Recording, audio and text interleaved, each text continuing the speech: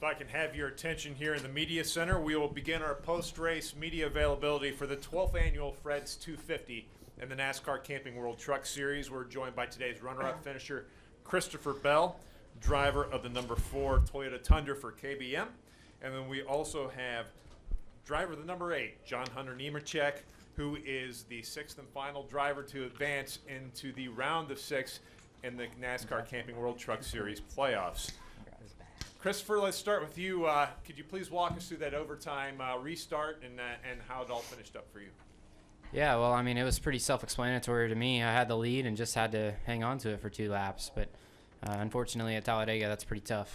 I just hate it for my guys. My Toyota Tundra was so strong, and they worked really hard to prepare a really fast Tundra for us this weekend, and it showed through qualifying. We had the pole, and just kind of never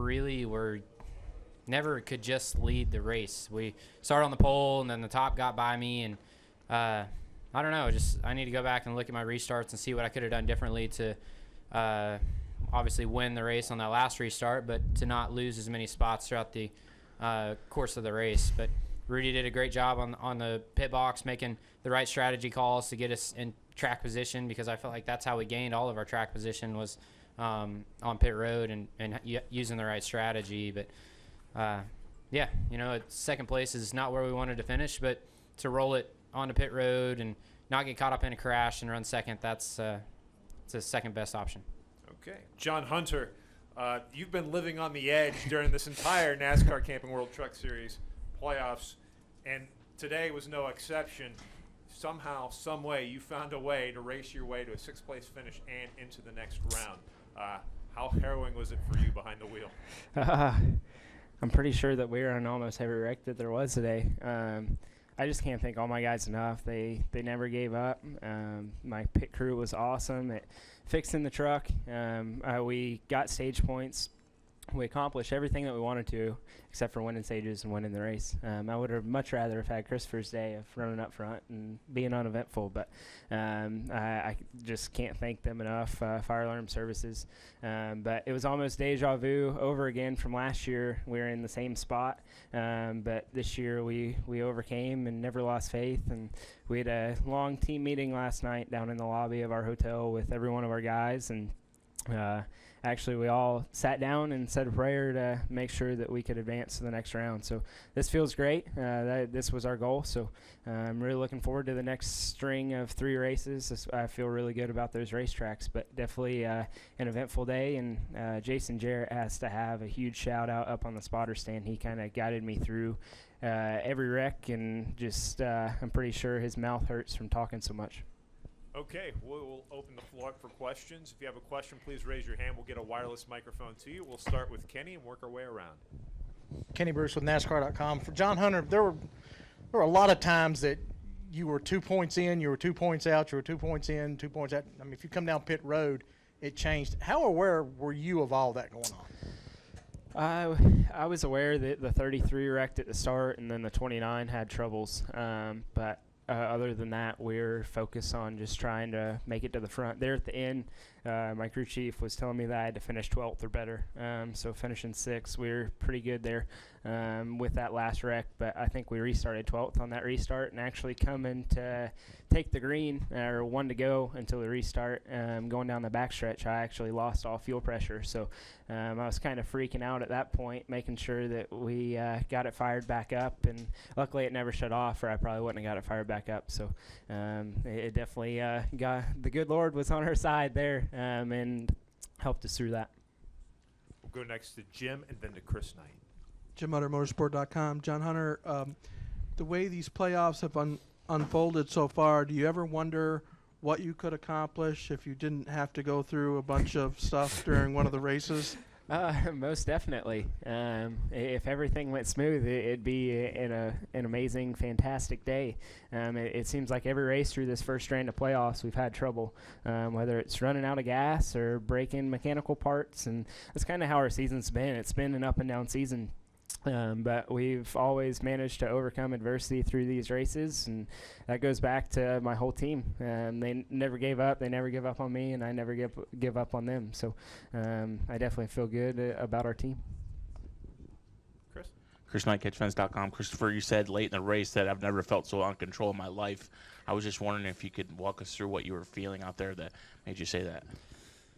Well, the whole race at Talladega is all 30 of us are really out of control. We think we're driving it, but I mean, you get a gust of wind the wrong way and you're sideways, or someone taps your bumper the wrong way, you're sideways. And honestly, we're all just hanging on.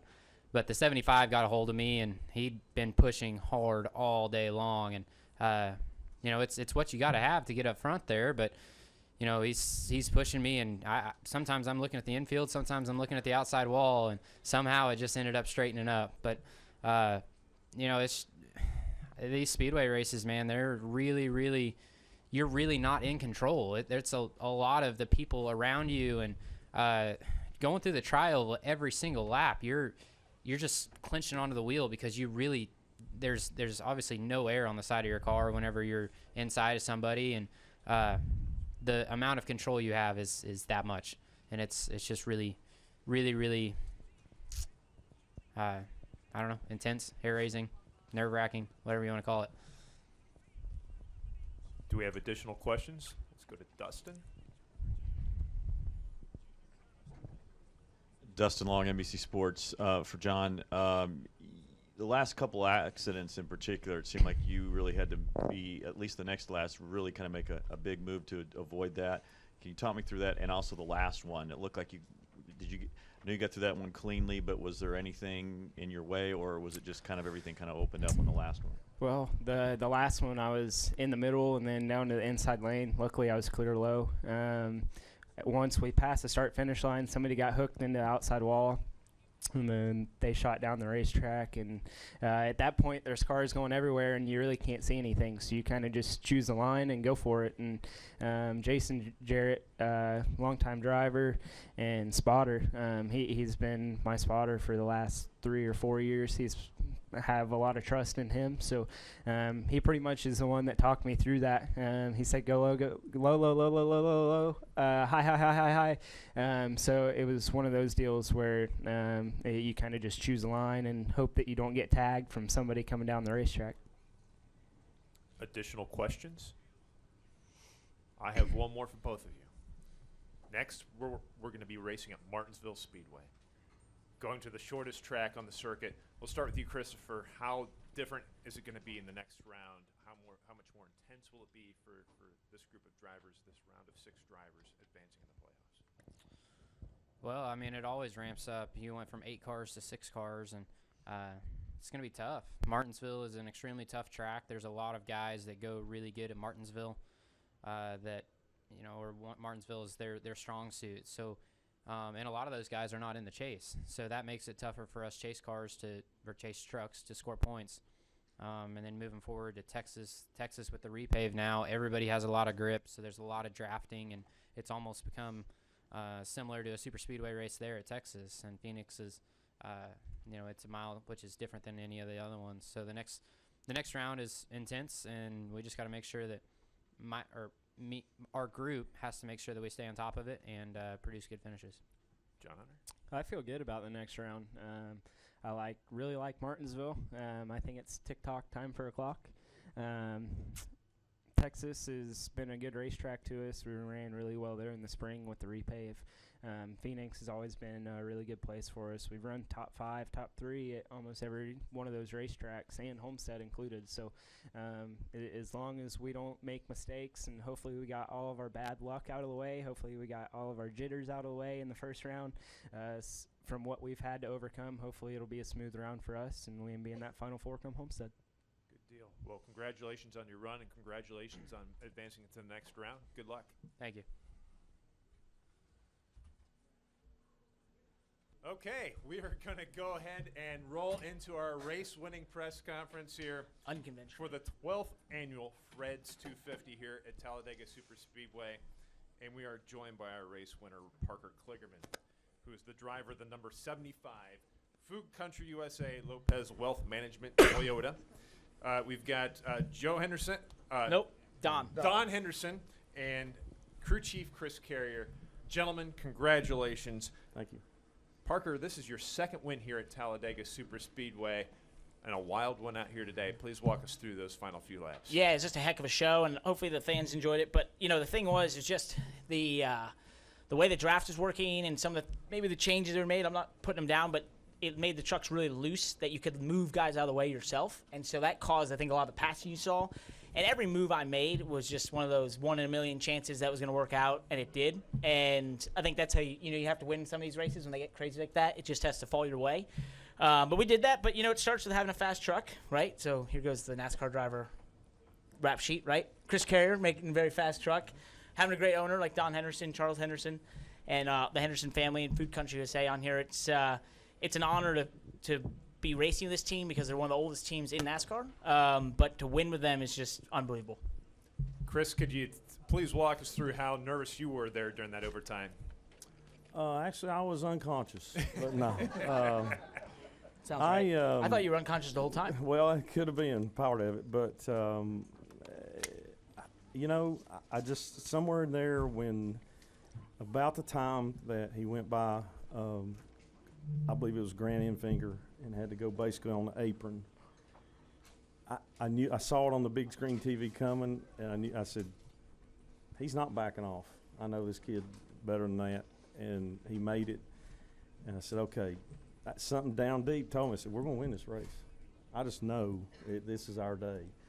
And they're on the backstretch the last lap when we got the push on the outside, and then the guys on the inside got to racing each other side by side. I said, okay, pal, this is it. So I'm first of all very, very thankful, obviously. This guy next to me is man, he's the real deal. I'm telling you. I've known him 8 or 9 years now. Had the pleasure of knowing him when kind of started stock car racing. We had some time together, and I've known for the last 4 or 5 years. I said, there's a guy out there that needs an opportunity to win races, and I'm just very thankful for this time, this opportunity to be a part of giving him that chance, and he capitalized on it. We've been close a few times this year, but we are a team building in process. The Henderson family and people that support us, and they know who they are, do a great job giving us the tools to do what we love to do. And it's just super. Don, were you as confident as your crew chief heading into that overtime? Well, it's kind of like when Chris first came back 2 years ago. Chris was with our organization 20 years ago. And when he came back 2 years ago, me and him told each other that we knew we could get this done when nobody else believed in us. And we just kept pushing, making decisions. I mean, my phone will ring and it'll be Chris, and he'll say, we got to do this, we got to do that. And I thought, how are we going to do this? And somehow we always end up doing what we need to do to try to get here and get to this point. I'm so proud of our organization. My sister Debbie's in here too. Proud of her, proud of my dad. My dad's been in NASCAR since 1970s. Mm-hmm. And it's just a great day for our organization, great day for our company. We're just so proud of it, and hopefully we can really move forward with it. It's a big day for the small teams. That's definitely, I think it's something that's a discussion in this series, especially, smaller teams being able to succeed. And we're a great example of if you, focus on the right things and have the right people, even a small team can win at this level. Okay, let's open the floor up for questions. If you have a question, please raise your hand. We'll start with Jeff and then go to Chris. Jeff Gluck from jeffgluck.com, Parker. During the race, you were a big discussion point well before you won. Oh, dear. Good or bad? Well, a lot of the drivers were telling their spotters they were quite uncomfortable with you pushing them. They were saying, get this guy off me, and it seemed like you were really spooking some of them. So were they justified? Were you being, over-aggressive, or is it your experience that they don't have in pushing that was making them uncomfortable? I don't want to put anyone down. There's some incredibly talented drivers out there. I just think we kind of forgot how to tandem a little bit, and we're not allowed to tandem, but if you watch Joe Logano in the Xfinity car the last couple of years, he does that tap, tap, tap thing. And so going into the race, I was thinking if we can make that happen, if the package allows it, then we got to do that. And so the best time to do that is in those first two stages because you have a predetermined caution coming, right? So why not try some things out and see if it works? And so I know there was a couple that got upset or whatever, and I was like, whatever, I thought we were here to race, but I guess I was wrong. But, I think the thing was I found out later in the race, maybe you could get a little loose. So I had that happen a couple times being pushed because I think that the new package that we had in the rear just allowed the air to get a little disturbed. But I mean, it didn't spin anyone out. So, I think it worked. And we passed a lot of trucks, and we got ourselves to the front a couple times. And when it came down to it, all of them were doing the same thing. So I don't know, I don't see any harm or foul. Can I add to that? Go ahead. The floor is yours. I've been a crew chief for 40-some years. Most of those guys are complaining, or guys that want to be Sunday drivers. You better grow up. Because I like what he said. If you want to cut the grass, you better not mind grass in your shoes. And that's part of it. Like it or not, grow up. Chris? ChrisKnightCatchFence.com. Parker, I want to circle back to a year ago here last October. You had a truck good enough to win, and you guys had a mechanical failure, missed a show. Same thing happened at Daytona. Had a truck good enough to win and missed a show there. How much were you racing today to prove that this team could bounce back from obstacles and win it? Yeah, and the funniest thing is the same truck. So I didn't even think about that. We started here not even qualifying. And that's how this all started, and then here we are in Victory Lane a year later. So that's pretty cool. Comes full circle, but I think in this type of racing, I have so much trust in Chris throughout this whole year. When I come to the racetrack racing and not doing the other job, it's vacation for me. And half that is because I have such faith in what he's doing, what the Hendersons are doing, that I don't even think about it. I don't worry about anything. I know when we show up, we are going to have a very competitive truck that can win races. Everything that can be done is going to be done. And then it's just up to me to perform in the truck. And that's a great way to go to the racetrack. So I'm not surprised that, when we got in the race, we were super fast and able to push and make moves, and the truck was really comfortable because I just know that's the type of trucks that Chris Carrier builds and these guys put behind me. We'll go next to Kenny, and then to Mike, and then to Dustin, and then to Tucker. Kenny Bruce with NASCAR.com. Chris, you guys kind of touched on this a little bit, but when did you first go to work for Charlie? And how are you guys able to be as competitive as you are with the small team and the resources that you have? Well, to answer your question, the first time I ever went to work for Charlie, actually helped him, was like 1976. Run a late model Sportsman. A good friend of mine named Larry Utzman drove his late model car at local racetracks, Kingsport, Lonesome Pine, so on and so forth. And basically that's where that journey started. I was a young teenager, and I worked for him about 3 different times, full times down through the years. And when I moved back to the Abington, Bristol area, which is my hometown, I went back. This was 3 years ago, I believe, right about this time, 3 years ago.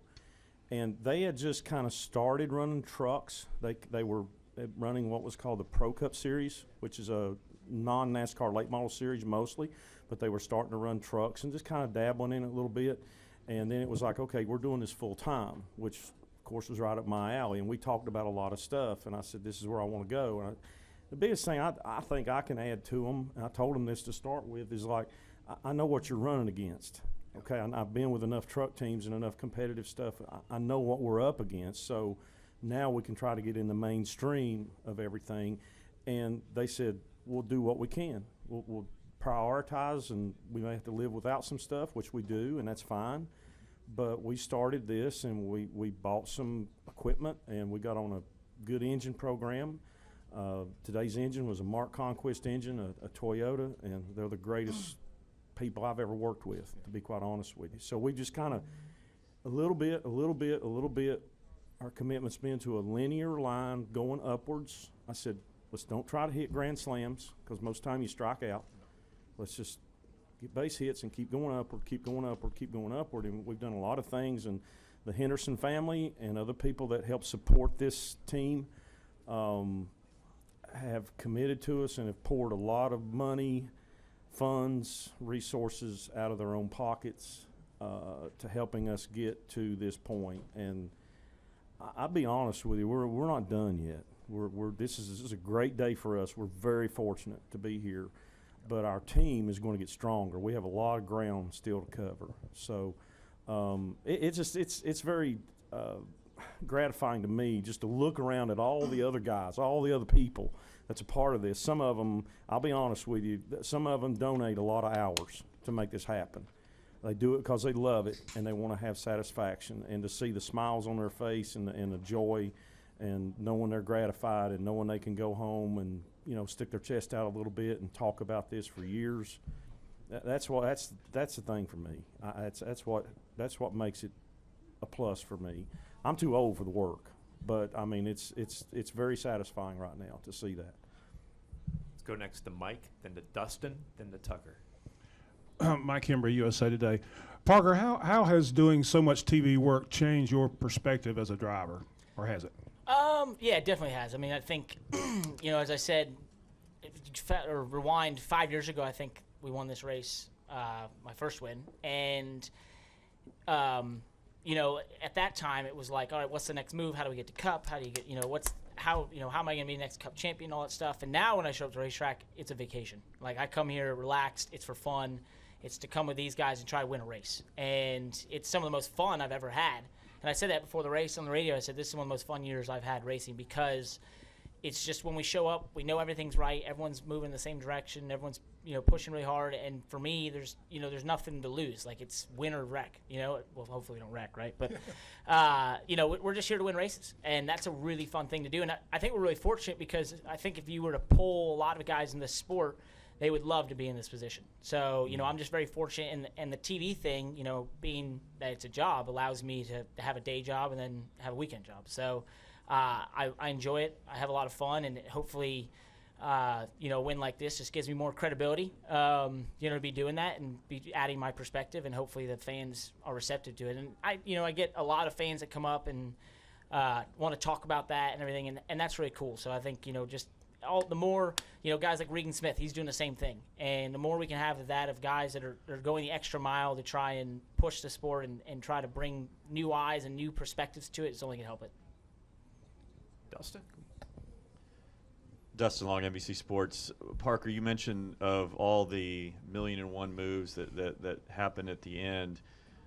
When you go back and watch this race or the end of the race, what do you want to see that you aren't quite sure about from the driver's cockpit? So that's a great question. I have no idea, because everything is just a blur. You know, like, there's a couple blocking moves I made that I think the 21, the 24 were coming the outside lane, and I went up and somehow I separated their pack. It may have looked really cool and intentional, but it by no means was. It was just completely lucky. And then the 4 came up, I think, and pushed me, and it was just like every move worked perfectly. And I just, you know, when I go back and look at it, I'll look at those moves that some of the hardest to make are when you are in the bottom, you're running in the top 5, you don't really have a partner, and you're trying to stop or block that top lane or get the momentum of that top lane coming. And it's something that all I think about with these super speed races is literally the last 3 laps and what I'm going to see out of my right rear of my truck, because that's what the move is that you'll make 90% of the time to win these races, is that move. And I don't even know if I made it right, so I'll go back and look, but it worked out supposedly. And talking about the move going into turn 2 when you were down in the Oh, yeah. I mean, that physics would say that shouldn't have happened, or you should have wrecked. Yeah, well, apparently physics is wrong. So it worked. It felt fine. So it looked good to you? I was, you know, unconscious. He wasn't looking. Biggest thing I was making sure was that the 98 did shove me down, but he did. He basically came when I was there. And so it was legal. And then I just never lifted and just thought, well, you know, this is the apron. I've seen guys try to, what was it, Kyle Busch a couple years ago, try to qualify on the apron here. So it's, you know, it can be done. And then my biggest thing was just trying to join into the pack that I could get a bump to get back up to speed, and it worked. That was cool. Maybe I didn't put in the highlight reel, right? Go next to Tucker. Tucker, raise your hand, buddy. Thank you. Tucker White, SpeedwayMedia.com. Parker, at the start of the before the start of the season, at the Henderson Motorsports shops up in Abingdon, I asked you why even take a part-time job racing when you were doing a TV gig, and your response was, why the hell not? And Sounds like now me. that you've won this race, does that validate your response to that question? It was validated before this. It was validated just having fun and racing and being able to get perspective of being on the racetrack still and stay current. But, and trying to run up front with Chris Carrier and Don Henderson and become friends with all these people at Henderson Motorsports and Food Country USA. And winning is the ultimate goal. But by no means, when you look back at this whole season, when we finished a race, we haven't finished outside the top 10. We talked about that So, earlier. yeah, we just talked about that earlier. So we've done this whole team has done an incredible job. It's been awesome to be a part of. And it's just fun. There's no ulterior motive. There's no grand plan. There's no, as I said 5 years ago when I walked in here, it was like, okay, I'm going to Cup. Sweet. I'm going to be the next Jimmy Johnson. And then, no, there's none of that. It's just we just want to win for us and have some fun. Go to your back left to Zach. Zach Tanzaretti, front stretch. Similar to your 2012 win, you went out to the front stretch grass and you stick the checkered flag in the dirt. Is that kind of something that you're going to be doing for every win, or is that something that kind of just came to heart at the end? Yeah, I got to win again to do it. So I've been talking about that for 5 years to do it has. again, right? He has. Yeah. So that was something I came up with many years ago, probably years before I even won that race in 2012, and then just been looking to do it again. And all the fans knew it was coming because they were all telling me to go do it. So that was cool that they remembered it. I don't know what we're going to do when we win at Bristol because there's no grass. No, you can go in the. I've already thought about it. You can Just go in the have to safer take a bear. jackhammer or You can go in the safer bear. Safer bear. But just don't charge me for those. They look expensive. We'll send you an invoice. Yeah. Chris? ChrisKnightKidsFriends.com again. Mr. Henderson, you guys have been a longtime staple in the sport for decades and decades. Do you ever see the potential for the organization to go back to full-time, maybe with Parker, or even some stuff that you've had working with Caleb Pullman in the past? Yeah, I think it's a possibility. We'd have to build to that, add personnel. But, the biggest thing about us is, me and Chris talked about this when we first got back together, is we believe in our organization. Sometimes I think people look at us, small team, the small team thing, we are small, but we believed we could be here. Me and Chris have had this conversation. And, do I see us going full time? Maybe down the road. We'd like to if everything could come together. But, once again, we believed in ourselves, and that was the most important thing. Well, the storyline of small team winning on NASCAR's biggest track is always good. Congratulations again, gentlemen. Thank you. Thank you. Thank you. Good luck going forward. Thank you all. Thanks for staying around. Thank you. Make sure you stop. Yep. Okay.